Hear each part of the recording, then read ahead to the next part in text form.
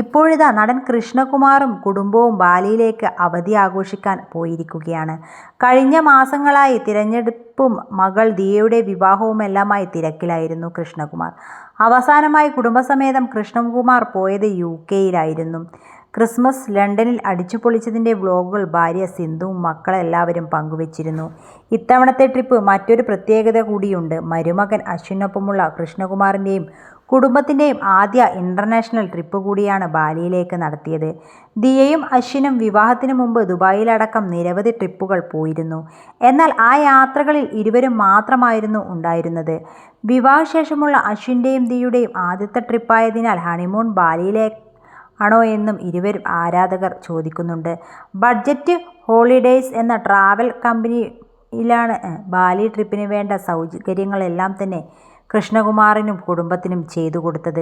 ദിയയുമായി പ്രണയത്തിലായതിനു ശേഷമാണ് അശ്വിൻ യാത്രകളെ കൂടുതൽ പ്രണയിച്ചു തുടങ്ങിയത്. ബാലിയിൽ നിന്ന് അശ്വിനൊപ്പമുള്ള പ്രണയാർദ്രമായ നിമിഷങ്ങൾ വീഡിയോ ആക്കി ദിയ സോഷ്യൽ മീഡിയയിൽ പങ്കിട്ടു. പ്രണയം പരസ്യപ്പെടുത്തും മുമ്പ് അശ്വിനൊപ്പം ദിയ മാലദ്വീപിലേക്ക് യാത്ര പോയിരുന്നു. അശ്വിൻ പ്രപ്പോസ് ചെയ്ത ശേഷം ഇക്കഴിഞ്ഞ വാലന്റൈൻസ് ഡേയ്ക്ക് പ്രണയ സമ്മാനം എന്ന പോലെ അശ്വിനുമായി ദിയ ദുബായിലേക്ക് പറന്നിരുന്നു. അവിടെ വെച്ച് ഡീപ്പ് ഡ്രൈവ് അടക്കമുള്ളവയും ഇരുവരും ഒരുമിച്ച് ചെയ്തിരുന്നു. താരകുടുംബം ബാലിയിലേക്ക് പറന്നതോടെ അവിടെ നിന്നുള്ള വ്ലോഗുകൾ കാണാനാണ് കൃഷ്ണ സിസ്റ്റേഴ്സ് ആരാധകർ കാത്തിരിക്കുന്നത്.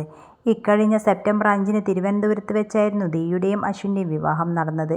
ശേഷം കൃഷ്ണകുമാറിൻ്റെ സുഹൃത്തുക്കൾക്കും മറ്റുമായി ഡൽഹിയിൽ ഒരു ചെറിയ ഫംഗ്ഷൻ കൂടി നടന്നിരുന്നു. തിരുവനന്തപുരത്ത് വീടിനോട് ചേർന്ന് തന്നെ എടുത്ത ഫ്ലാറ്റിലാണ് ദിയ വിവാഹശേഷം അശ്വിനൊത്ത് താമസിക്കുന്നത്.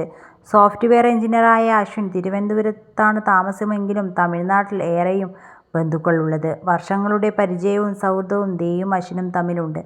അതാണ് വിവാഹത്തിന് കാരണമായതും.